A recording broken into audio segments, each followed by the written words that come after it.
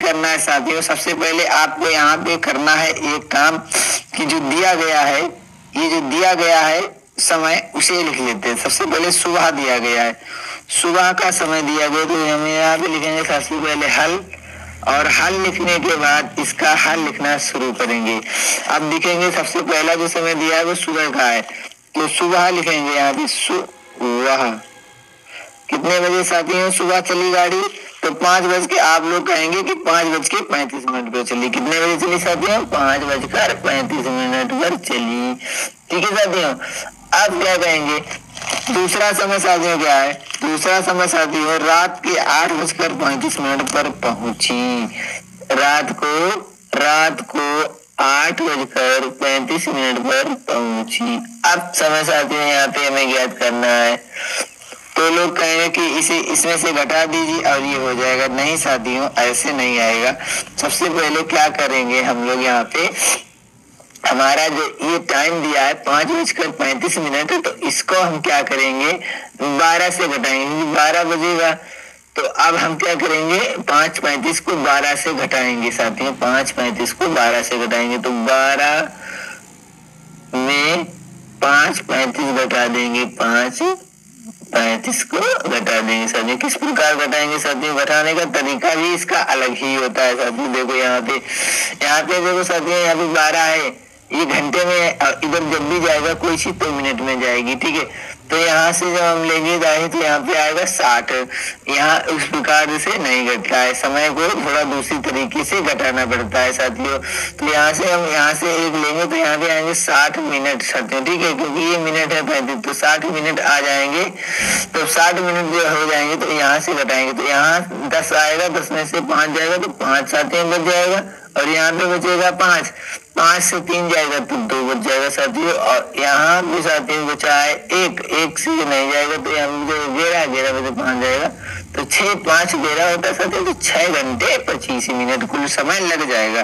तो इस प्रकार से हम समय को घटाते हैं। तो इसीलिए हम कहते हैं कि इस प्रश्न में बच्चे अक्सर गलती कर जाते हैं और सही से प्रश्न को हल नहीं कर पाते हैं और अपने उत्तर को गलत कर देते हैं साथियों। तो इसलिए आप लोगों को इस प्रकार के प्रश्न को शानदार तरीके से, अच्छे तरीके से समझ के रखना है साथियों। अब यहाँ पे जो हमारा समय निकला है वो निकला है 6 घंटे 25 मिनट 12 बजे तक साथियों।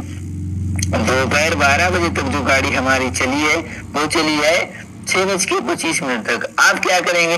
जो 12 बजे के बाद का समय है, मतलब 12 बजे से 8 बजे तक जितनी चलिए, 12 बजे से 8 बजे 8 घंटे 35 मिनट चलिए साथियों। यहाँ पे देखेंगे तो 8 घंटे 35 मिनट चलिए, तो 8 घंटे 35 मिनट को यहाँ पे हम जोड़ देंगे, यहाँ पर साथियों जोड़ देंगे। इतना आप सीखो पहले, ये थोड़ा अलग होता है सवाल नॉर्मल गणित से। इसका जोड़, जो समय का जोड़ होता है वो थोड़ा अलग होता है साथियों। अब यहाँ पे जोड़ेंगे तो ये 0 हो जाएगा और ये 50 हो जाएगा। यहाँ पे दशमलव, मतलब इसमें 8 6 14 हो जाएगा। ठीक है, यहाँ पे देंगे 5 और 5 10 की 0 हासिल 1 होगा साथियों, और 3 और 3 2 5 और 1 6 हो जाएगा। यहाँ पे कितना आ जाएगा साथियों? 6 हो जाएगा। और यहाँ पे साथियों हो जाएगा 8 6 14, यहाँ पे 14 घंटे 60 मिनट हुआ साथियों। हम 14 घंटे और 60 मिनट, अगर यहाँ पे 60 मिनट दिया है तो इसे हम 1 घंटा साथियों मान लेंगे। कितना मान लेंगे? 1 घंटा। और 14 में अगर 1 हम जोड़ देंगे तो साथियों यहाँ पे कितना टाइम हो जाएगा? 15 घंटे हो जाएगा साथियों। तो इसीलिए हम कहते थे कि इस प्रकार के प्रश्न में बच्चे अक्सर गलती कर देते हैं और सही ऑप्शन को नहीं निकाल पाते हैं। तो प्रश्न बहुत देखने में सरल है, लेकिन इसको हल करने का तरीका मैथमेटिक्स में अलग होता है साथियों। तो इसलिए हम कह रहे थे आपसे कि इस प्रकार के प्रश्न में बच्चे अक्सर गलती कर देते हैं और सही से इस प्रश्न को हल नहीं कर पाते हैं साथियों। तो इस को हल करने का जो तरीका होता है वो थोड़ा मैथमेटिक्स से अलग होता है। तो इसे आप लोगों ने अच्छी तरीके से समझा है और समझ के आप लोगों ने हल किया है। तो इसका राइट ऑप्शन 15 घंटे निकल के आया। और यहाँ पे हम अपने ऑप्शन को देखेंगे तो इसमें से कौन सा ऑप्शन हमारा सही होगा। तो इसके लिए हमारा डी ऑप्शन बिल्कुल साथियों राइट हो गया। और डी ऑप्शन पर हम सही का निशान लगाएंगे। साथियों आपकी नवोदय विद्यालय या किसी परीक्षा में तैयारी कर रहे हैं या किसी की भी तैयारी करते, इस प्रकार के छोटे छोटे प्रश्नों को समझना बहुत जरूरी होता है, क्योंकि आप लोग इसे मैथमेटिक्स के हिसाब से लगाएंगे, लेकिन ये मैथमेटिक्स के और समय का थोड़ा अलग होता है, क्योंकि यहाँ सब में 10 होता है, लेकिन इसका जब हम दाही लेते हैं इसमें 6 आता है, ठीक है ना, मिनट से सेकंडों में घंटे से मिनट में जाता है। तो इस प्रकार से इसमें बहुत ही साथ ही बहुत ही इसमें सावधानी बरतनी होती है इस प्रकार के प्रश्नों को हल करने के लिए। साथियों अगले महत्वपूर्ण प्रश्न में हम चर्चा करेंगे और आपको बताने का प्रयास करेंगे किस प्रकार से ये प्रश्न हमारे लिए महत्वपूर्ण है। अब साथियों यहाँ पे हम देखेंगे महत्वपूर्ण प्रश्नों की सीरीज की बात की थी, तो आप लोगों के लिए वास्तव में ये बहुत ही महत्वपूर्ण प्रश्न है। छोटे छोटे प्रश्न है लेकिन बहुत ही अच्छे शानदार। अगले महत्वपूर्ण प्रश्न की तरफ चलेंगे। अगला महत्वपूर्ण प्रश्न यहाँ पे से कह रहा है साथियों कि कोई आदमी 5 वर्ष के लिए धन 5% वार्षिक साधारण ब्याज की दर से उधार देता है। यदि उसे 6250 रुपए धनराशि प्राप्त होती है तो उसका मूलधन कितना था। साथियों ये साधारण ब्याज से लिया गया प्रश्न है। इस प्रश्न में भी बच्चे अटकते हैं। जो बच्चे कंटिन्यू लगातार अपनी तैयारी को करते हैं वो ही इन प्रश्नों को या मैथमेटिक्स के कोई भी प्रश्न को अच्छी तरीके से हल कर पाते हैं। साथियों तो चलेंगे इस प्रश्न को शानदार तरीके से हल करेंगे, हमारे साथ अंत तक बने रहेंगे तो सारे प्रश्न बहुत ही अच्छे, बहुत ही शानदार आपको बहुत अच्छे और सरल ढंग से आपको बताने का प्रयास करेंगे यहाँ पे साथियों। तो साथियों यहाँ पे आप 46वां प्रश्न देख रहे हैं अपनी स्क्रीन पर और 46वां प्रश्न हमारा शानदार तरीके से कहता है कि कोई आदमी 5 वर्षों के लिए धन 5% वार्षिक साधारण ब्याज की दर पे उधार देता है, ठीक है ना, उधार देता है। अब कोई धन है, धन तो साथियों यहाँ पे मालूम नहीं है, तो कोई धन की बात की गई है तो हम यहाँ पे पहले लिखेंगे हल, यहाँ पे लिखेंगे हल और हल लिखने के बाद हम इसमें जो दिया है कि मूलधन ज्ञात करना है तो हम साथियों मूलधन लिख लेंगे, मूलधन साथियों हम लिख लेंगे यहाँ पे x, इसे हम मान लेंगे, ठीक है, यहाँ पे माना लिख लेंगे, ठीक है। तो माना मूलधन बराबर x है साथियों, इतना तो आप लोग यहाँ से जान गए। अब हम देखेंगे प्रश्न आगे क्या कह रहा है कि 5% वार्षिक ब्याज की दर से। साथियों जो r है अपना, जो रेट है, जो परसेंटेज है उसे हम r कहते हैं, यानी कि दर कहते हैं। हिंदी में इसे दर कहते हैं और इंग्लिश में इसे रेट और आर से ही प्रदर्शित करते हैं। आप लोगों को भूलना नहीं है, वो है 5%। कितना है साथियों, 5% है, तो यहाँ पे लिख लेंगे। इसके बाद साथियों हमारा तीसरी चीज जो दी है यहाँ पे दी है वो दिया है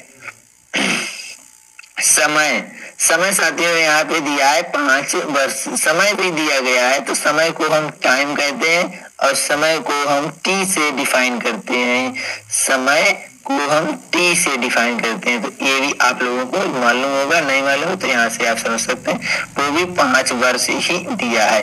साथियों इस साधारण ब्याज में हमेशा समय को वर्ष में ही माना जाता है। जो हमारा समय होता है वो वर्ष में, यदि महीने में दिया है तो उसे भी हम वर्ष में ही परिवर्तित करने के बाद सूत्र को लगाएंगे। तो इस प्रकार के प्रश्नों में कभी कभी क्या होता है कि महीने में भी दे दिया जाता है समय, तो हम उसे बदलना पड़ता है, क्योंकि अब यहाँ पे जो दिया है ये दिया 6225, वो दिया है मिश्र धन। साथियों क्या दिया है, मिश्र धन दिया है, तो मिश्र धन बराबर होता है वो दिया है 6250। तो यहाँ पे हम लिख सकते हैं साथियों मिश्र धन बराबर 6250 रुपया। कितना, 6250 रुपये। अब साथियों कुछ जो सूत्र हैं उन सूत्रों को हम लिखेंगे और सूत्रों को लिखने के बाद ही इसका हल हम निकाल। सबसे पहला सूत्र साथियों कि साधारण ब्याज बराबर साथियों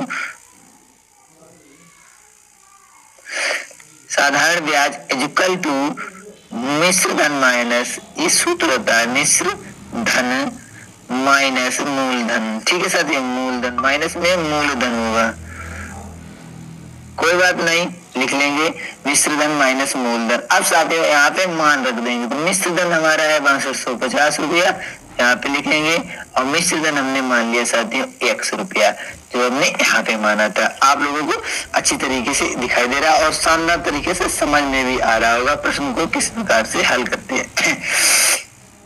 दूसरा जो हमारा होता है सूत्र वो होता है साधारण ब्याज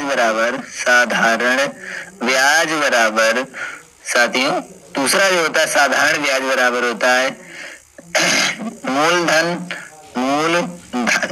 गुणे समय और गुणे दर बटे 100। साथियों ये दूसरा होता है हमारा बहुत ही शानदार प्रश्न, और दूसरा ये हमारा हुआ। तो दो ये सूत्र होते हैं साधारण ब्याज के, इनसे ही हम प्रश्न लगाने का प्रयास करते हैं। अब साथियों साधारण ब्याज ये लिखा है, इसकी जगह पर हम ये लिख सकते हैं ना, इसकी जगह पर ये लिख देंगे, इसकी जगह पर ये लिख देंगे। यहाँ पे लिखेंगे 6250 माइनस x, यहाँ पे मूलधन साथियों हमारा कितना है x, समय कितना है 5 वर्ष, और दर कितनी है 5% बटे 100 कर देंगे। कोई दिक्कत नहीं, दिक्कत बटे का 1 कर देंगे और 3 गुणा कर देंगे। ठीक है साथियों, क्या करेंगे 3 गुणा कर देंगे। इतना आप लोगों को समझ में आ ही गया होगा, हम आशा करते हैं इतना प्रश्न आपको समझ में आ गया होगा। अब यहाँ पे देखेंगे साथियों, यहाँ पे करेंगे एक लाइन, बचा हुआ भाग इसका यहाँ पे हल कर देंगे। अब यहाँ पे साथियों जो यहाँ पे इस साइड में दिया है ये 6250, यहाँ पे दिया है 100, यहाँ पे लिख लेंगे, और 6250 हम लिख लेंगे यहाँ पे कितना साथियों 6250 यहाँ पे लिखेंगे, और लिखेंगे माइनस का x, और दूसरा भाग बराबर के इस साइड वाला है वो यहाँ पे लिखेंगे, वो आएगा 25 x, क्योंकि 5 का गुणा 5 में कर देंगे और x आएगा साथियों। इतना तो आप समझ ही गए होंगे पक्षांतर गुणा किस प्रकार से होता है। अब हम अगले तरीके से हल करेंगे और पूरा इसे यहाँ तक। अब हम क्या करेंगे, इसका ये 600 जो 25 है इसके अंदर हम 100 का मल्टीप्लिकेशन कर देंगे साथियों। तो आइए करते हैं। सबसे पहले यहाँ पे आएगा 100 गुणे 625 6250 माइनस 100 साथियों, इतना समझ गए होंगे। और इसके बाद इक्वल टू 25 x है साथियों। अब साथियों यहाँ पे क्या करना है, ये प्लस का है और ये जो 100x है वो माइनस का है, इसे हम पक्षांतर कर देंगे।